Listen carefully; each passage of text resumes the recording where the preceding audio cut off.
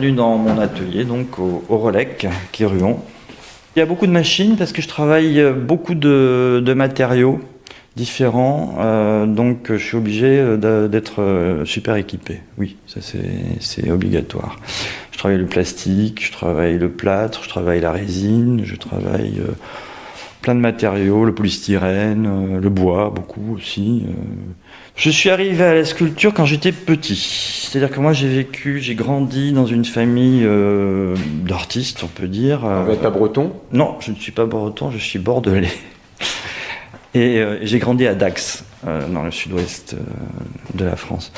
Et donc mes parents se sont connus aux Beaux-Arts de Bordeaux et ils ont fait les Arts Déco de Paris. Donc j'ai grandi là-dedans et mon père a fait une formation de sculpteur aux Arts Déco de Paris.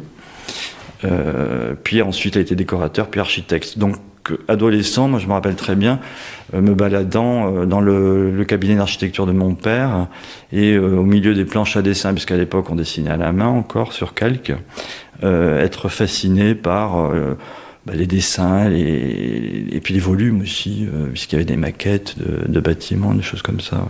Et donc ça m'a énormément marqué, ça a énormément marqué ma sculpture d'aujourd'hui. Vous dessinez aussi alors ? Je dessinais, je gribouillais. Non, je dessinais pas très bien. D'une manière académique. Alors c'est Henri Moore dit très très important que le sculpteur sache dessiner. Moi j'arrive à me débrouiller sans trop dessiner. Je fais plus des gribouillis. Ensuite je travaille beaucoup moi, si je dessine quand même, parce que je modélise sur un logiciel 3D la sculpture à venir. Donc oui, je dessine, oui. Mais je dessine pas de manière académique. Je dessine pas sur un carnet de croquis, ou alors je dessine très vite un petit gribouillis, et ensuite je le mets entre guillemets au propre et je l'approfondis avec un logiciel 3D. Mais en même temps, je trouve que le fait de dessiner beaucoup, moi je travaille beaucoup sur les proportions, et le fait de trop dessiner ces proportions-là, ça peut être embêtant, ça peut, bloquer le côté spontané de la sculpture. Vous ne voulez pas vous enfermer ? J'ai pas envie de m'enfermer dans un dessin. Et pourquoi ? J'ai pas envie parce que d'abord, quand je sculpte, quand j'avance dans une sculpture, une pièce amène une autre pièce qui amène une autre pièce. C'est-à-dire, il y a un volume qui amène un volume et qui amène un autre volume pour équilibrer. C'est pour ça que je dis que je travaille sur les proportions. Et il y a un moment où je vais m'arrêter. Voilà. Donc je veux pas me limiter à un dessin et à une. Je vais avoir une liberté. Quand est-ce qu'on s'arrête, Vincent de Montposa ? Quand est-ce qu'on décide que l'œuvre est suffisamment lisible pour les personnes qui la reçoivent ? Alors ça, c'est la question. C'est très compliqué. Moi, quand je pense avoir fini une sculpture, je la laisse de côté pendant une dizaine de jours et puis après je vais la revoir. Et si elle me satisfait, c'est qu'elle est finie. S'il y a quelque chose, et puis il y a des sculptures ratées aussi, ça arrive, on n'est pas toujours. Et si donc elle me satisfait, oui, j'arrête. Et qu'est-ce qui fait qu'elle ne vous satisfait pas ? Qu'est-ce qu'au bout de 10 jours vous vous dites, qu'est-ce que vous améliorez ? Alors, vous avez amélioré d'ailleurs, vous revenez peut-être 10 jours après aussi pour voir si cette amélioration. Oui, ou je jette. Ou je casse. Ou je casse ou je jette. Il faut que ce soit cohérent avec mon chemin, c'est-à-dire mon cheminement. Il faut que j'avance tout le temps. Il ne faut pas que je répète les mêmes choses. Il ne faut pas que je rentre dans une zone de confort.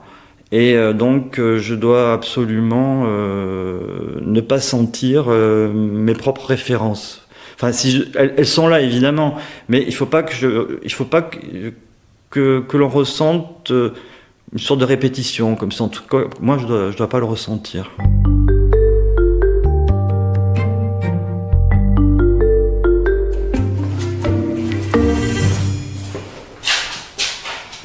Alors ici dans cette petite pièce, on a une petite cabine de peinture qui me sert à avoir des peintures le plus parfait possible, sans poussière, sans grain, sans défaut. Vous la projetez comment la peinture ? Au pistolet à peinture, air comprimé. Et donc j'ai un compresseur dehors qui crée de l'air comprimé. Donc ça veut dire que la peinture ne gicle pas n'importe où? Ah non, elle est aspirée par un filtre et le filtre est changé tous les 2-3 mois, voilà. Ouais, non, elle est aspirée pour arriver justement à des peintures parfaites, polymiroirs. Après tout ça est poliché en plus avec plein de... C'est presque un travail de carrossier. Oui, parce que ça ressemble à une cabine de carrossier. Hein. Absolument. En plus petit. Ouais. Donc moi je suis autodidacte, j'ai pas fait d'études d'art, j'ai baigné dans le milieu de l'art, mais j'ai pas fait d'études ni les beaux-arts, ni quoi que ce soit. Non. Est-ce que c'est un handicap aujourd'hui? Oui. Pour exposer dans tout ce qui est institutionnel, c'est un gros handicap. Ouais, institutionnel, il faut qu'il y ait des références, il faut qu'il y ait des... Oui. C'est un gros problème. Est-ce qu'on est meilleur quand on a fait des études d'art? Je sais pas, je ne crois pas. En tout cas, on est quand même, quand on a fait des études d'art, on est quand même un petit peu formaté. Il faut se libérer de tout ça, il faut du temps. Donc ça peut être parfois un handicap, oui. Mais quand on n'a pas fait d'études, est-ce qu'on a les codes? Moi, j'avais les codes autrement, par mes parents, ou par ma curiosité aussi, par ma passion, par mon intérêt. Donc j'avais les codes. Mais c'est bien de ne pas avoir les codes aussi. C'est bien de ne pas avoir les codes parce qu'on est frais. On n'est pas dans un moule et on n'a pas d'a priori. C'est mon compresseur, c'est rien. Qui crée de l'air comprimé pour la peinture, pour souffler, pour plein de choses. Alors on va continuer à parler avec vous, Vincent de Montpezat, de votre travail de sculpteur sur RCF. Vous avez dit que vous aviez besoin d'avancer.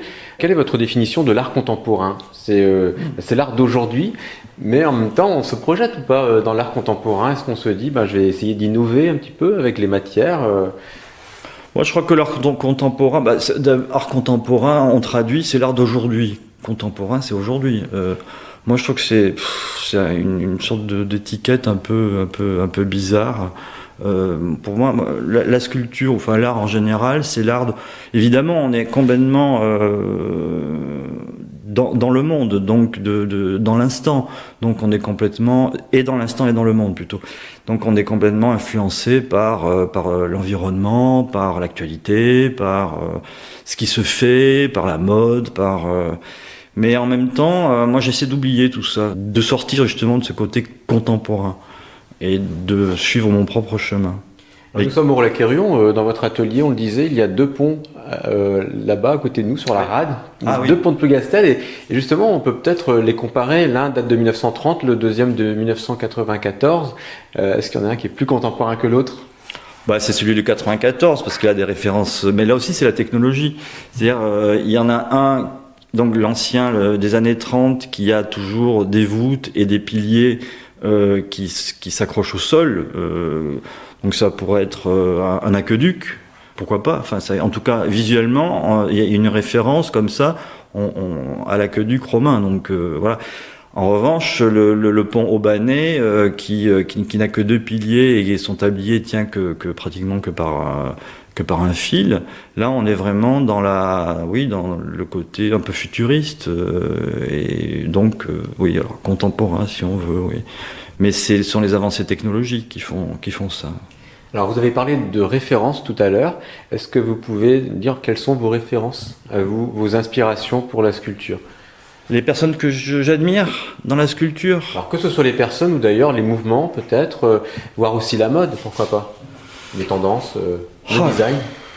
Il y a plein de choses qui m'influencent. Moi, il y a un grand architecte japonais qui s'appelle Tadao Ando, que j'admire énormément parce qu'il est toujours dans le rien. Enfin, il arrive à sortir des émotions extraordinaires, mais avec 3 lignes.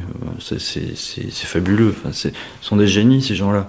Alors, je ne sais pas si les gens vont connaître, mais Rietveld, vos auditeurs vont connaître Rietveld, Gerrit Rietveld, c'est la personne qui a fait notamment en 1918 le fauteuil Red and Blue. Donc c'est un fauteuil qui est au MoMA, New York, et qui est très très connu. Ainsi, tout le monde le connaît parce qu'on le voit beaucoup dans les revues, de déco ou pas d'ailleurs. Mais c'est vraiment une référence et c'est à la fois un meuble, mais c'est aussi une sculpture. Voilà, donc on est toujours. Moi, je me positionne beaucoup comme ça, c'est-à-dire je travaille pas mal ma sculpture dans cette espèce de flou entre le design, l'architecture et la sculpture. Pour moi, ce sont des choses qui sont très semblables. Un bâtiment peut être une sculpture, un meuble peut être une sculpture.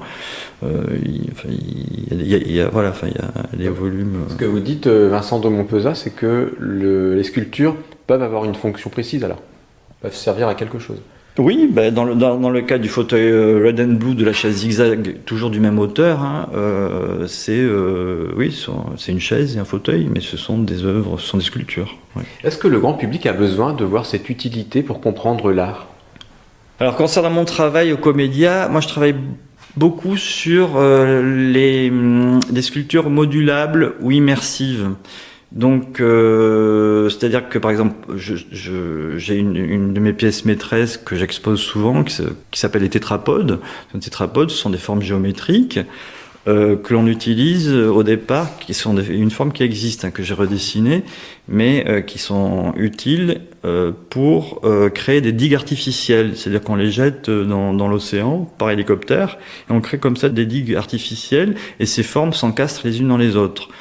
Donc moi, je trouvais ça très très beau, ça m'a beaucoup intéressé, et donc j'ai travaillé ces tétrapodes de manière plus arrondie, en polymiroir aussi, donc avec des effets de reflets, avec des lignes aussi. Je travaille beaucoup sur le cinétisme,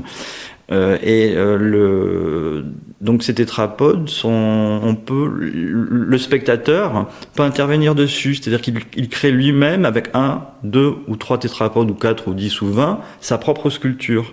Et là, le dialogue se crée, puisqu'il s'approprie la sculpture. Et donc, j'aime bien travailler. Le public a le droit de toucher alors.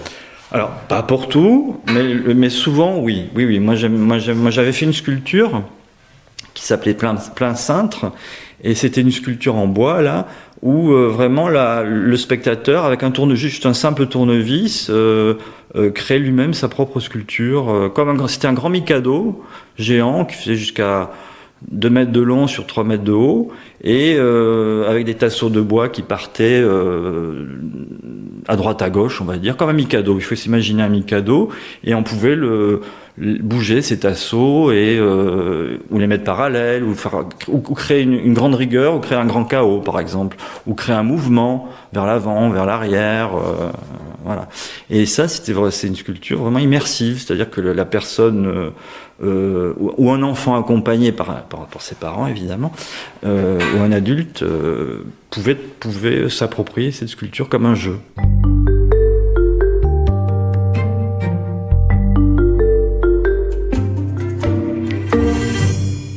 Vincent de Montpezat, le fait de sortir de votre atelier aussi, j'imagine que pour un artiste comme vous, c'est important d'avoir ce contact avec le public aussi, grâce à ces structures immersives. Oui. Comme ça, le dialogue se fait. Il y a quelque chose qui est assez dramatique, et une sorte de méfiance et de défiance par rapport à. Alors, donc, on va reprendre la formule, l'art contemporain. Beaucoup de gens disent. C'est pas fait pour moi, j'ai pas les codes, je comprends pas. Voilà, donc il y a une sorte de peur, de méfiance. Et moi, ce que j'essaye de faire quand je fais visiter ou quand je présente mes pièces, c'est de casser tout ça vraiment. D'abord d'utiliser des termes simples, pas un vocabulaire de spécialiste. Avec l'image, ça passe mieux. Pas. Voilà. Il y a un bon exemple, par exemple, il y a les gens qui parlent du vin, les gens qui parlent du pinard. Souvent, ils vont utiliser des termes qui sont complètement, des termes, voilà, du métier. Et comment on peut communiquer à quelqu'un, comment on peut donner envie à quelqu'un et lui dire, c'est pour toi, un bon vin, c'est pour toi, en utilisant des termes, je sais pas, techniques ou très. C'est la même chose pour moi pour l'art, c'est-à-dire que je n'utilise jamais de termes. Et comment vous expliquez quand je parle de proportion, je parle de volume. Je parle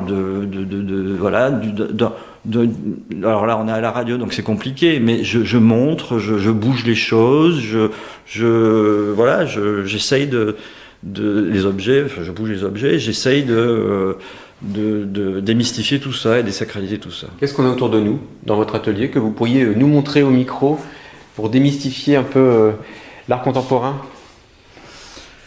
Alors, là, nous avons des moules qui sont que j'ai récupérés d'une faïencerie de Quimper, donc qui sont des objets existants. Alors pourquoi vous les avez récupérés ? Donc c'est la faïencerie Fouillenne à Quimper, dans le quartier de Logmaria, pour constituer. C'est là qu'étaient installées les principales faïenceries. Oui. Et donc la faïencerie Fouillenne est abandonnée depuis les années 80.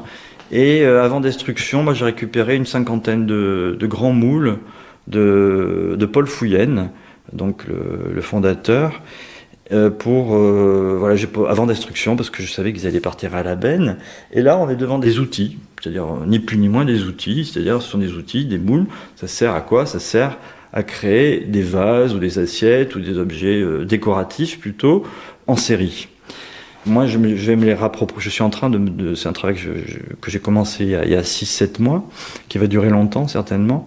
Et je suis en train de me les réapproprier, de les détourner, de les redéployer, de les remettre en fonction. Ils étaient abandonnés depuis les années 80, c'est-à-dire qu'ils produisaient plus du tout. Et là, je suis en train de les réenclencher. Mais pour qu'ils servent de sculpture ou alors pour qu'ils servent de sculpture, parce que vous n'êtes pas céramiste. Non, je suis pas céramiste. Mais justement, et ça c'est bien aussi. C'est que pour ma démarche, c'est bien. C'est que je suis pas bloqué par des a priori, je coupe dedans, j'ai pas peur de. Ce sont pas pour moi des objets sacrés. Ce sont puisque dans une faïencerie, la bibliothèque des moules, le stock de moules, c'est extrêmement important, puisque c'est là où tout se fait. C'est-à-dire, c'est comme une bibliothèque, c'est là où il y a toutes les formes. Donc c'est là où il y a toute la production à venir. La matière première. La matière première et la production à venir. Moi, je pense pas à tout ça et je me les réapproprie et je raconte d'autres histoires avec. Et je pense que quand les personnes verront donc ces sculptures, les références aux moules, il y aura une autre vision peut-être de ces outils-là, de ces choses-là, plus faciles, moins sacrées, moins. C'est un peu la face cachée aussi, hein. Oui. La faïencerie. Oui. De la faïence en général, c'est les coulisses. Oui, c'est les coulisses. Mais je répète, c'est essentiel les moules puisque ce sont les objets de production, donc c'est très très important.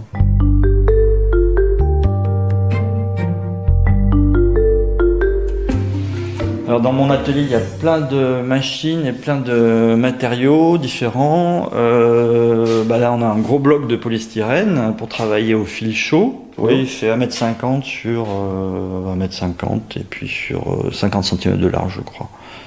Et donc ça, c'est pour travailler. C'est un matériau qui est beaucoup utilisé en sculpture, le polystyrène. Et ensuite, c'est recouvert de tissu de verre pour rigidifier la structure. Donc c'est léger. Oui, c'est très léger. Oui, c'est très léger. Ensuite, on a des chutes de plâtre avec à côté une scie à ruban. Il y a plein de machines, ici circulaires. Ça, c'est plus scie ruban, scie circulaire pour travailler le bois, précisément. On a une grosse ventilation parce que évidemment il y a beaucoup de poussière ici, donc je travaille avec des masques et il faut que les micro-poussières s'en aillent. Donc tout ça est filtré. Voilà. Alors, ce qu'il y a, justement, c'est intéressant de parler de ça, c'est que la sculpture demande beaucoup de matériaux. En coût de fabrication, une sculpture est évidemment plus chère qu'une peinture. Le travail en 3D est beaucoup plus complexe à gérer financièrement que le travail en 2 dimensions, une peinture. Donc, il y a à la fois la fabrication, le coût des matériaux, et le coût de stockage et les coûts de transport. Ça, c'est très spécifique à la sculpture. Toujours sur RCF Finistère, nous sommes dans l'atelier de Vincent de Montpezat, sculpteur au Relais-Quéruillon. Vous avez eu plusieurs vies, on peut le dire ou pas, si j'évoque avec vous les magasins dans lesquels vous avez travaillé ou pour lesquels vous avez travaillé pour mettre en valeur les produits. Alors Bouchara par exemple. Oui, j'ai travaillé une dizaine d'années pour Bouchara, où je travaillais sur le merchandising visuel. C'est la mise en valeur des produits à l'intérieur des magasins. Et je travaille aussi sur les concepts, la création des concepts de magasins, c'est-à-dire pour tout ce qui était création de mobilier, pour créer une identité forte. Le mobilier, bon, peu importe, mais c'est surtout l'atmosphère il y a l'atmosphère visuelle, il y a l'atmosphère aussi, il y a les éclairages, il y a les codes couleurs sur les murs, il y a les codes couleurs aussi des meubles, et ensuite il y a les produits qui viennent dessus. Ouais. Alors on voit, Vincent Dompont-Pezat, que avec la mode, les tendances, l'industrie crée aussi des besoins. Comment les artistes, alors peu importe leur profession, alors qu'ils soient sculpteurs, photographes, comment est-ce qu'ils s'insèrent dans ce mouvement? Est-ce qu'ils suivent les tendances? Est-ce qu'ils suivent les modes? Est-ce que c'est votre cas aussi? Oui, on est influencé par ce qui se passe autour de nous, visuellement. On est influencé par ce que l'on voit à la télévision, parce qu'on vit dans notre temps. Enfin, on voit les choses et on est imprégné d'eux. Donc, évidemment, qu'on est influencé consciemment ou inconsciemment. Moi, j'essaye de sortir de ça, surtout. Je ne veux pas être un sculpteur à la mode. J'ai pas envie de rentrer dans un système qui fait que mes sculptures se vendraient très facilement parce qu'elles font référence à quelque chose d'une actualité ou de matériaux hyper bling bling ça m'intéresse absolument pas. J'essaye d'être en dehors du temps. Mais vous essayez de répondre à quel besoin alors? C'est chez quel public? Peut-être un besoin personnel. C'est peut-être un besoin personnel, et après la reconnaissance, moi j'ai envie de transmettre évidemment, mais au départ je pense que c'est une nécessité personnelle. Ouais. Et je touche quel public? J'essaie de toucher le plus grand nombre avec mes sculptures, mais elles sont pas évidentes, mes sculptures, à lire, parce qu'il y a des références à l'architecture, et c'est pour ça, ce que je disais tout à l'heure, que j'essaie de faire beaucoup de pédagogie. Et d'expliquer, désacraliser tout ça, en en parlant simplement et surtout en montrant, ce qui est difficile à la radio. Est-ce qu'il y a, on peut aller sur votre site internet pour les découvrir, mais est-ce qu'il y a votre identité à travers vos créations, la patte Vincent Dompont-Pezat, est-ce qu'elle est facilement reconnaissable? Alors j'espère que oui, je pense que oui. Et en quoi? Oui. Moi, je travaille beaucoup sur les proportions, donc ça j'ai déjà dit, sur des finitions très poussées, sur des constructions, des choses très construites, par rapport donc toujours aux proportions. Et puis je travaille beaucoup sur le cinétisme aussi. Ça signifie quoi? Vous avez utilisé ce mot tout à l'heure. Oui, alors justement, c'est peut-être justement un mot un peu trop savant. C'est travailler sur le mouvement. C'est-à-dire que, par exemple, sur les tétrapodes, les tétrapodes, certains tirages, ils ont des toutes petites lignes en noir sur un fond blanc, et qui créent comme un cercle, plein de cercles qui sont les uns comme des hachures, les unes à côté des autres. Et le fait de les regarder pendant 1 ou 2 secondes, avec l'empreinte rétinienne, ça crée un trouble, ça crée un déséquilibre, ça crée une vibration. Le cerveau comprend plus trop où il est, en fait, et l'œil a du mal à suivre, sans qu'on soit vraiment malade, il faut pas exagérer non plus. Et on a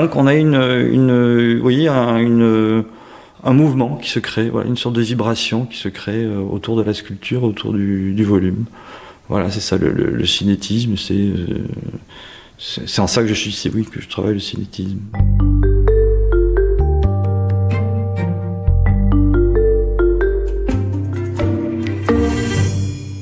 Alors vos créations, vos œuvres, on peut les voir dans plusieurs villes. À Brest, donc au Comédia. Mais on peut les voir également, là je vais partir à Paris au Salon des Réalités Nouvelles, qui est un salon sur l'art non figuratif, pendant 3-4 jours à Paris, au couvent des Cordeliers. C'est dans 15 jours. J'ai exposé à Toulouse, j'ai exposé à Montauban, j'aimerais bien exposer à Bordeaux, mais ça c'est en cours. Est-ce qu'on les voit dans les lieux publics? J'ai fait une sculpture pour un lieu public, j'ai fait un coureur Une sculpture, c'était une commande pour le 1% pour un gymnase à Mélisac. Donc c'est 1% culturel ? 1% culturel. Alors, c'est quoi le 1% culturel d'ailleurs ? Le 1% culturel, c'est 1% du montant des travaux qui est dédié à une œuvre d'art. Voilà. Et donc j'ai créé, comme c'était une salle de sport, j'ai créé un coureur comme ça qui traverse un gros bloc de matière. Enfin, c'est une silhouette comme ça qui traverse un gros bloc un gros volume en courant. Et là aussi, c'est cinétique en ce sens que il y a des lignes horizontales de couleurs qui font que la silhouette avance. Voilà, vraiment, elle bouge. On sent un mouvement. Voilà. Quelles sont les matières que vous préférez, Vincent de Montpezat, les matières que vous préférez travailler ? Moi, je suis un passionné des matériaux. J'adore les matériaux. J'adore les nouveaux matériaux. Je suis très curieux par rapport à ça. Je travaille même aussi en impression 3D. Donc, j'ai pas de matériaux de prédilection. Faut que ce soit du volume. Faut que ce soit du voilà. Oui. Et pourquoi le volume vous attire ? Vous auriez pu faire de la photographie, par exemple, aussi ou... Oui, je pourrais, mais ce serait de la Oui. Mais on aurait toujours la même rigueur dans la composition. Je pense que je reviendrai toujours à ça. Donc les mêmes règles. Oui. Mais les mêmes règles, mais sans rentrer dans une règle. C'est-à-dire, je travaille dans la composition, mais sans mesurer, au feeling, vraiment. Ce que j'ai vraiment, et par rapport à mon corps aussi. La sculpture, c'est un travail du corps. C'est un travail sur les matériaux avec le corps. Quand on sculpte, alors d'une manière ou académique ou pas d'ailleurs, ce que je recherche, moi, c'est l'échelle de mon corps et de ma main. Et voilà, ça c'est très très important. Et justement, dans les moules en plâtre de la faïencerie fouillenne, c'est ce qui m'a beaucoup attiré aussi, on a cette échelle de la main et de l'humain. Ça, c'est très très important dans la sculpture. Alors, on peut voir vos œuvres régulièrement au Comédia, oui. À Brest, Vincent de Montpezat, et sur le site internet aussi. Sur mon site, oui, j'ai un site internet, absolument, vincentdemontpezat.com. Voilà, tout simplement pour oui, ou sur Instagram aussi, où c'est Vincent de Montpezat aussi. Retrouvez dès à présent ce magazine en podcast sur notre site internet rcf.fr.